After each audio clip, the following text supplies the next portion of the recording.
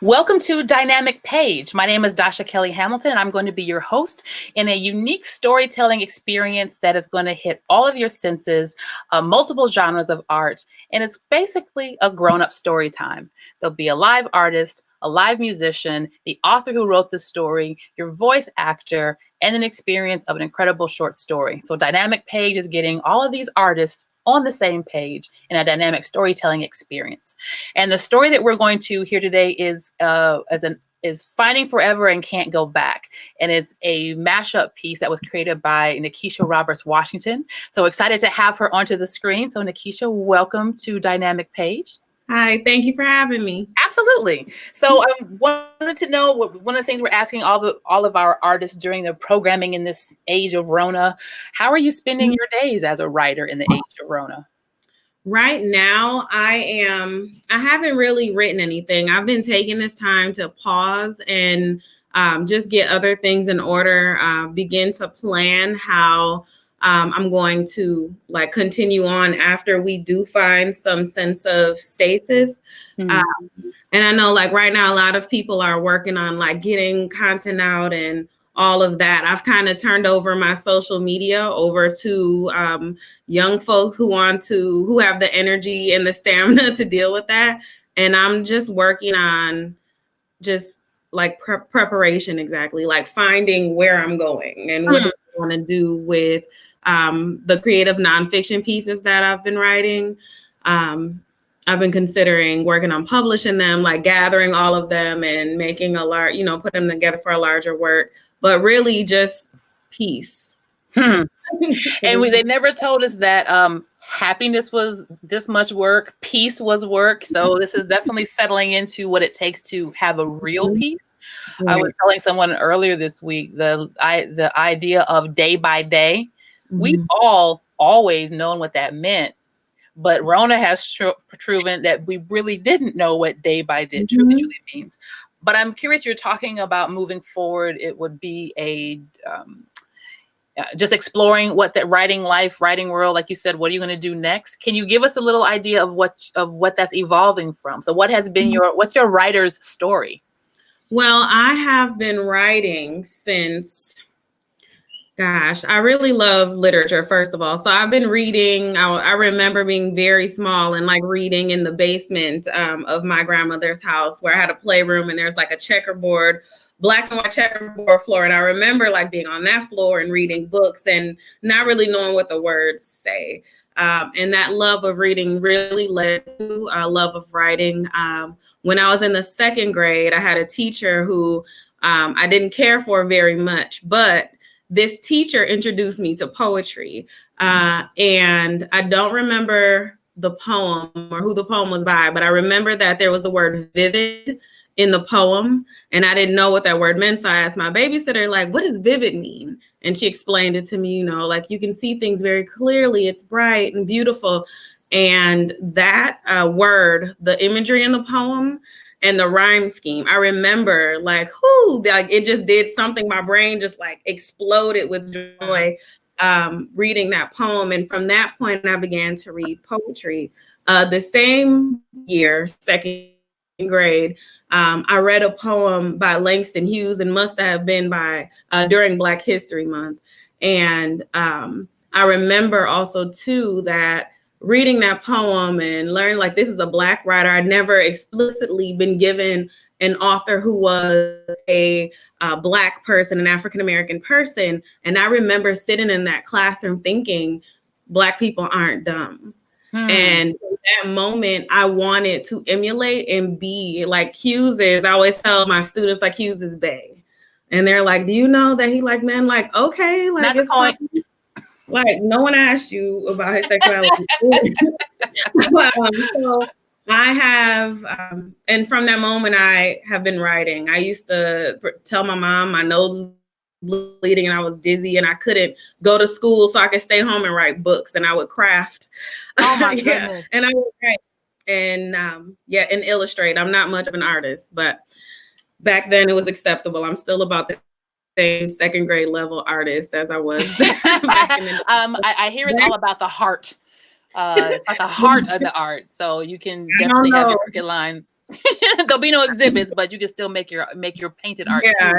We're still at like the stick figure and the sun in the corner of the page and it's all trash. But I've been writing ever since. I've been writing since second grade. So that's where it started. I can only imagine. So if you have that closet full of notebooks and scraps of old stories and all the things, not just that you kept, but that your mother kept. My mother kept the little books that I made, to the point where I take them when I do presentations to classrooms and say, I've been doing this for a lot. Look what my mama kept, y'all. Start now, start now, start now. I'm sorry. I actually have the first poem that I wrote when my grandmother passed away. My grandmother had kept this poem. Now, this is the kind of kid I was, Dasha. So I had watched Roots. All this happened. That's how I know it all happened during Black History Month too, okay? So I had watched Roots, and I was just like taken aback by the fact, the whipping in the back. And I remember it was like the choke cherry tree. There was like something choke cherry tree. And I wrote a poem about a choke cherry tree and a slug. It wasn't about slavery, but that's how I know like all of this like happened. And I wrote the poem in a notebook that my grandmother, like those small yellow legal pads back in the 80s, with a red line. The long ones. It was the little one though. It was like a 5x7-inch one, the tinier ones. And when my mother was packing my grandmother's thing, she found my poem. So I have my first poem that I ever wrote, and it's perfectly preserved and folded. As only a grandmama would do. Right. Oh my goodness. Well, that definitely takes us to the story a bit. So as I'm hearing, as you describe your writing life, started with poetry, and on this end of writing for, what are you, like 16 for a few years? On this end of your writing life, you have creative nonfiction, and there's short stories in the middle. So tell us a little bit about how we got to this story. So the two pieces that you mixed, and I love the way you mixed them. Thank you for that. The first piece is about, Can't Go Back, is about an experience that caused me incredible shame, and like a long life of shame. And I am the type of person who like hyper focuses on like when I know that I did something that I shouldn't have done, or I don't feel great about something I did, because I always want to put my best self forward in the world and treat people how I want to be treated. And so that particular piece, I wrote it in like in the very beginning. The sentences are very short because I was thinking like, how would, a child from this perspective, that age, how would they speak? They're not speaking in long, complex sentences, and they're speaking very short, choppy sentences and sharing their ideas that way, and focusing on things that would have been eye level for myself during that time period, based on like my height. And and so it's based on that. And I consider myself like, I always thought I was like the good girl to my grandparents, and this like blew that out of the water. That was traumatic. It still hurts. So the pit of my stomach still hurt a little bit. Well, I will say this: you've put your words around that hurt that definitely resonates. So I'm going to definitely go to the story right now, and before we get into it, to share with our viewers, in context of what you described, it's a small thing but enormous when you have. Thank you for setting that up. That expectation for yourself and the relationship that you had with your grandparents. So let's get right into this story. Thank you. We're going to have you come back and talk a little bit afterwards. So as we get ready to share with this story, we have two artists that are going to bring it to life. We have Usman Dubwise, who is going to be our musician. And we have Katie Avila Lockmiller, who is, you see the production of her art anyway. And we'll have a chance to talk with them afterwards as well. But without further ado, this is Can't Go Back and Finding Forever by Nikisha Roberts Washington. Baby, you understand me now? It's sometimes you can't see that I'm mad. No one always can be an angel. When everything goes wrong, sometimes you see me as bad. Well, I'm just a soul whose intentions are good. Oh, Lord, please don't let me be misunderstood. I'm 7. And like every weekend, I'm at my grandma Robert's house. I like my grandma Roberts' house. It is the prettiest house on the block. My grandma loves flowers. She has flowers everywhere in her yard, pink ones, purple ones. I don't know all of their names, but she has a lot of roses too, and they smell so good. My grandpa shapes the bushes in the front of the house to look like spirals. All of the colors are really pretty. Everything is always perfect, like in a magazine. Last summer, she won a contest for the most beautiful yard. And she's nice. She's always smiling and joking with me. My grandpa, he's a truck driver for Patrick Cudahy. He brought me my first Cabbage Patch. That's the new doll that just came out. He was out driving his truck when he stopped at the store and he just got me the last one. Her name is Christina. My grandpa gives me whatever I want. All I have to do is ask. And he is nice too. He smiles at me all the time, and he always tells me how smart I am, how pretty I am, and what a good girl I am. Today is just one of those summer days. So hot you can see the heat waves in the midair. We were working in the garden earlier today, and now my grandma is letting me water the flowers out front.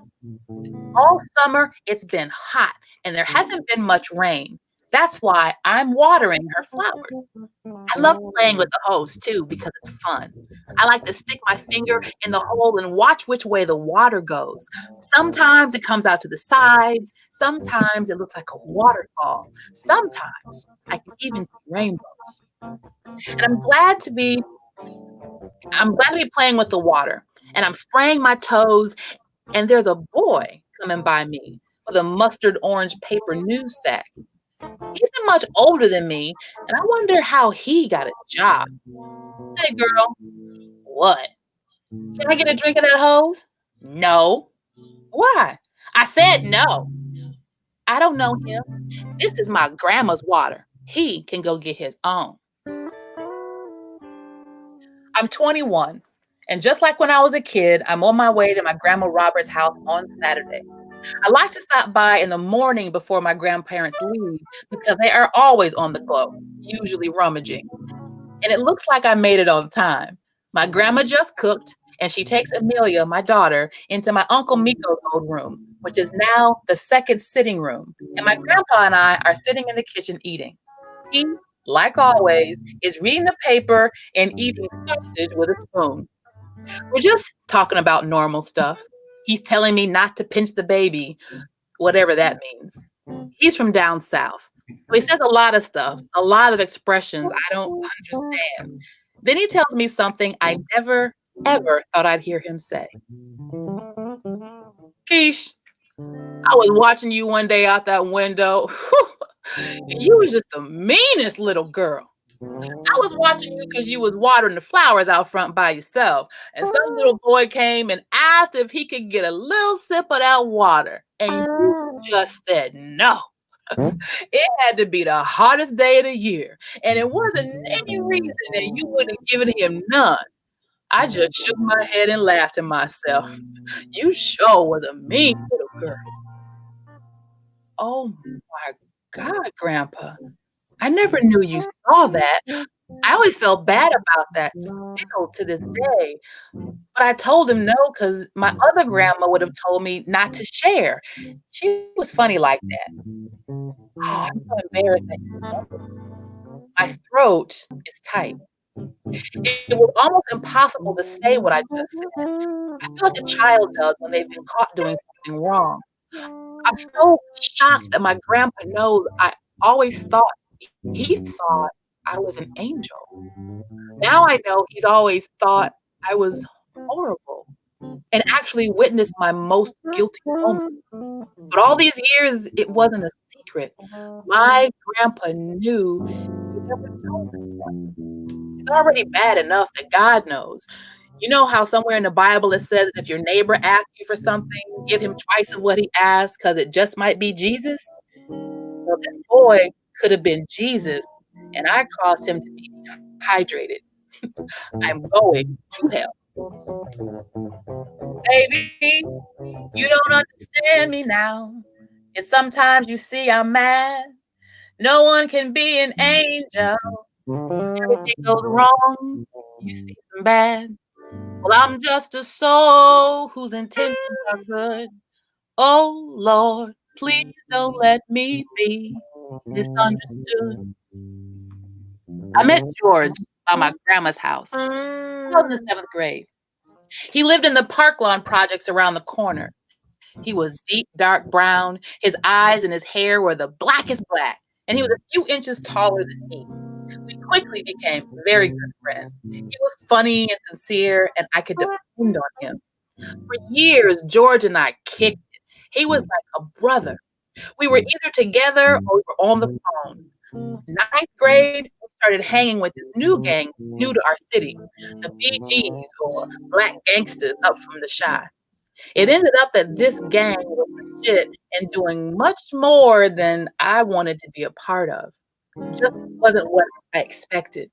I mean, I was all about fighting, known to pull holes in niggas' cars here and there, but I wasn't growing up. I wasn't going to jail or no shit like that. Some of the stuff they wanted me to do turned me all the way off.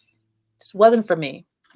I began to distance myself, but for George, these people became his family. And some was. Like many like many niggas coming up through this crack epidemic, thanks Reagan, dope got you cars, got you clothes, and got you hoes. This gang, for him, was a way to make it. And he would finally have all the things that he thought reflected success. From the beginning, the heads of the gang were collecting money. Later, I realized it was to get dope. Everyday adversaries were getting their head buzzed. Niggas were volunteering for higher status. George and I still spoke, but not as often. He wasn't at home so much anymore. He had stopped going to school all the time. He fought a lot. He stood on the corner with the rest of them, though he knew that the corner wasn't the best of them. He came to see me at a friend's house. What's wrong? Nothing. Fonzie called me a bitch. I'll be back. He lived close enough to walk home and be back within 5 minutes, and he was. When he got closer, I saw that he was clearly pissed. His demeanor and tone had changed drastically. If that nigga come down here, I'm gonna blaze his ass. Could not believe it. Showing me a gun. He said, he ain't gonna disrespect you like that. George, you shoot him. What type of shit is that? I know Bobby since I was in the 1st grade. He's just mad because I said something to his girlfriend. We'll be good again tomorrow. And he left. Something changed. Provoking fear was everything. Made him feel powerful. He wanted people to respect his gangster. Literally. He thought these things made him. I just missed the person that he used to be. Hard streets and the life that crested him. Dirt police, domestic beefs that's festering. He knew the president wasn't addressing him. The dead presidents was undressing him. 4 months later, on a fall morning, 10th grade, I was getting ready for school. I switched my schools because mama was afraid about retaliation from the gang. And she wasn't wrong. But my cousin took care of that problem for me. I turned the television on, and George's face was on the screen. I turned up the volume on the TV and heard the newscaster say, last night, police say that Tommy George Bell, a 15-year-old male, has been shot by an officer at a drug house. The police say that they saw a shadow of a gun in his hands, and he was standing at the top of the staircase during a raid. Shots to the chest. He is pronounced dead. The others involved in the shooting are: the boy's mother has requested an inquest. She believes her son was shot unjustly. He allegedly was part Black Gangster Disciples. The police say that this organization is new to Milwaukee and has roots in Chicago. He on the ground, he could feel God touching him. He heard the sound of his mama saying, trust in him. At heaven's gate saying, Lord, please let me in or send me back to tell my people we better met. And just like that, he was gone. I am 28, And I realized the little boy may not even remember me. My grandpa still thinks I'm fabulous. I did not hurt Jesus. I'm just a regular mom. I run back and forth from ballet class to basketball class and back and forth to my own classes. I have a son in addition to Amelia now, and we call him Didi. And because of what I've done, I teach my kids to be compassionate. That's all I can do. I can't go back. Well, I'm just a soul whose intentions are good. Oh Lord, please don't let me be misunderstood. And the author notes that these song lyrics are added by Common.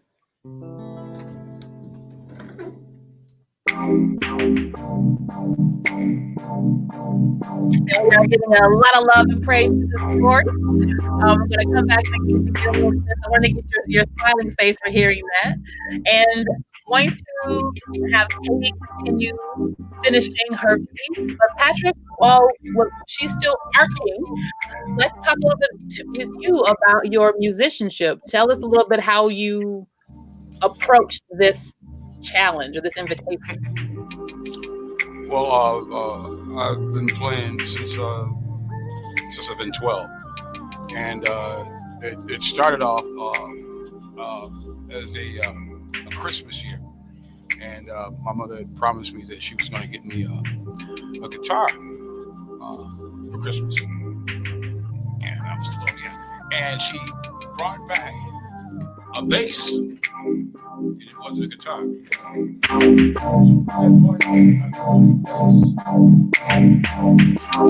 Middle school and high school, Bayview High School.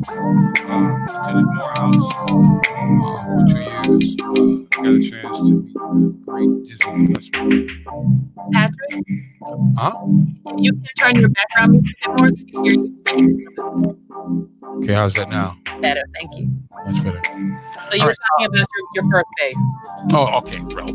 Well, my first guitar was wasn't a guitar; it was a bass, and was really disappointed that Christmas morning. So my mother saw me disappointed and told me that, okay, well, now you're gonna have to live with being a bass player and learn how to be more appreciative. But from there, my uncle had taught me some things, how to play the bass. He really wanted me to be a guitar player, and then off to college, 2 years, and then I was on the road with folks like the Dirty Dozen Brass Band. I auditioned for Anita Baker's band, but I guess I was too sexy. I mean, Anita Baker, she did have there was a whole sexy margin. She had a brand. She had a brand. Gotta be in there. So, wow, was a long journey. So tell us, what are you playing now? Well, this is a 4-string Ibanez. Can you see this? You see this, right? And what type of music? You do a lot of live these days. Do you have a band? Yeah, the name of the band is called the Kush Trio. And we do a lot of Afrobeat, a lot of reggae music, a lot of R&B, jazz. We try to study a lot of standard jazz as well as some Afrobeat things and a lot of reggae, calypso, African music. Okay. Excellent. I really appreciate you taking the time to lend some of your talents here, and we've got your handles up so people are looking to get more information about your music. I know that you mentioned spending a lot more time, like all of us, digitally sharing your gifts these days. I wanted to circle over to our other artist, and Katie, if you could give us a close-up of your art so far. Yeah, hi. I will flip it around to me. This is kind of my scattered sketch drawing here. So talk us through a little bit. No, Okay, sorry. Well, hi everybody. so But same thing. So the process yeah, of scribbling, and I will get to how that you've been able to watch some of these processes from a different vantage point. So different from yeah. transcribing and dictating. What goes through a painter and artist brain to translate a story? Because I feel it's more than just illustrating. How did you approach it? Right. Yeah. So I read that. I luckily got to read the story first, which kind of gave me some background. So I actually have some images up on like a computer just to kind of keep as a reference photos. I really wanted to focus on like obviously the home and the garden. But yeah, it was definitely a challenge. But I wanted that. That's why I agreed to do it, because I was like, I don't know what it will be like in real time, but having the music. But I wanted to do like a lot of my work is more kind of collage based anyways. So I wasn't like focused on doing, something realistic. I knew that would have taken, to do something really full on realistic would have been much more than 10 minutes. I'm definitely a slow draw. Like, so when I make art that's realistic, it takes forever. So Understood. I was like, I'll just focus on elements and let that go. So yeah, and like, so this hose and the water and the flowers and this house, that's what I sort of wanted to focus on. And if I had more time, probably develop the house a little bit more.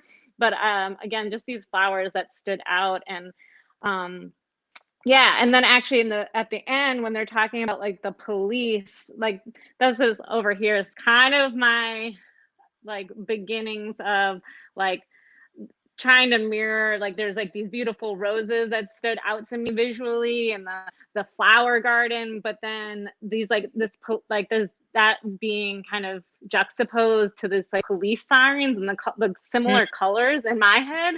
So I wanted to try to, that was like where I started with that. But and I'm using marker, which I don't normally use, but I just was like, oh, I think that will be quick and easy, and when it's done, it's done. And I kind of like that element of like being done. And actually what I didn't really realize when I was reading it the first time, hearing it, like I wanted the hose, because obviously that was a big part of the story of like the water. But then it was only until I started hearing it that like that hose and that gun are actually very similar. So yeah, so that was kind of a fun surprise. I was like, oh, well, now this is looking more like a gun to me than a hose, but that works too.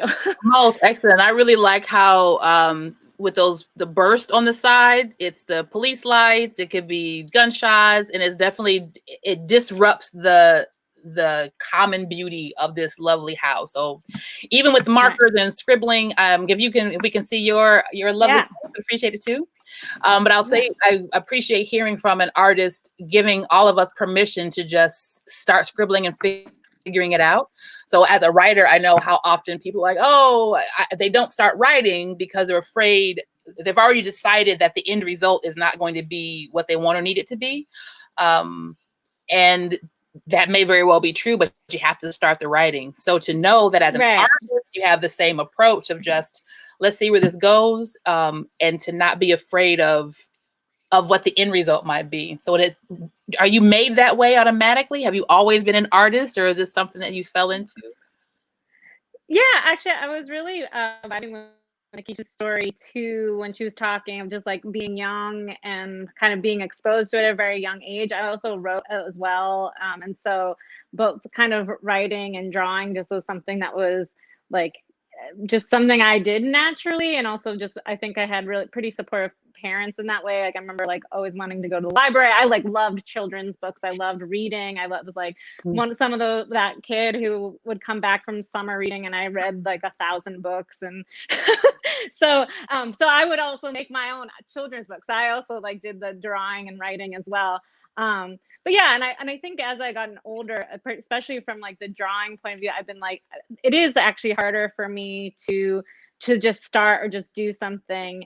I think I limit myself. Another reason I said yes to this, because I thought it would be a good challenge to just kind of not think too much about it. And even though people are seeing it, and again, this is, I think most people know that in 10 minutes, you're not going to have a finished piece, but that's okay. And just to be inspired by other people's work as well. I think that was, I think also, especially during this time, I'm actually feeling very creatively stunted during this moment. I'm like, yes, I do have all this time, but I don't feel very inspired. It's hard to be inspired when you're not like really connecting with people or out in the world. Helpful for telling those stories. I'm going to bring Nikisha, and I know that Usman was frozen and he's still frozen, but we're going to keep him and mute him. Background sound, y'all. The soundtrack. We don't have Patrick, but he's there. He's there. But I wanted to bring you both on because similarly, you have taken this passion you have, and this willingness to figure it out and made space for other folks to do that. So, Katie, if you can talk a bit about Luna, and Nikisha talk a little bit about genre urban arts, what we have going. So, Katie, first, tell us about Luna. What is that about? Yeah, Luna is, it stands for Latinas Unidas en las Artes. So it's a Latina artist collective. We have been around since 2017. And it really is about supporting each other and uplifting one another. I'm one of the co-founders. The other co-founder is Gabriela Riveros. And we really we just like saw a lack of representation in the art world. And so we wanted to, instead of complain about it, make a solution. So that's what we did. And my biggest thing still is to get not just myself a seat at tables, but other Latinas as well, and to make sure that and I'm blown away by how much talent there is, and particularly before, I'm like, where are all these people and all these in the galleries when I first came to Milwaukee? And I'm excited that now, because of the collective, we're able to support and uplift and collaborate and carve out that space for ourselves, instead of waiting for those doors to open. Most excellent. Katie, what is the website? It is, it's lunamke.com.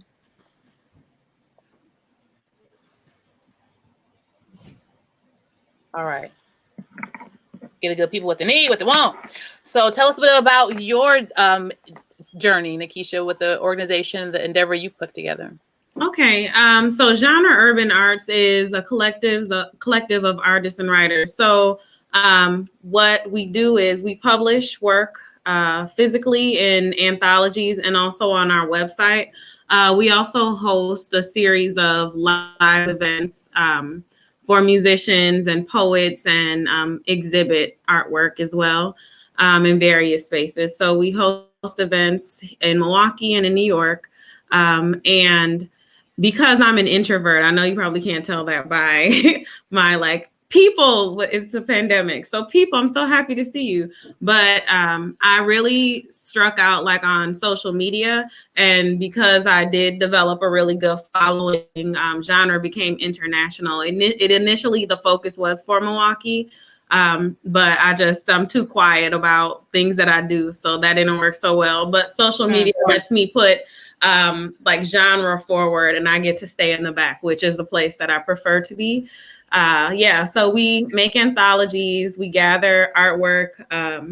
I didn't bring any copies of Genre over here to show you, but our website is genreurbanarts.com, and we're on all social media at Genre Urban Arts. Most excellent. So it sounds like there's a future project where you get all of your artists, and Katie, all of your, and global. We like that. We like that a lot. And you're right. There is so much incredible talent. And to their point, Nikisha, about whether we are introverts or not, just we have to create space for each other. And Katie, to be inspired by one another. One, in creating things. Some of that times it's art, and sometimes it's collaborations. So just as to see that played out in bringing this story to life today makes my heart really warm. So I'm thanking you for making the time for this.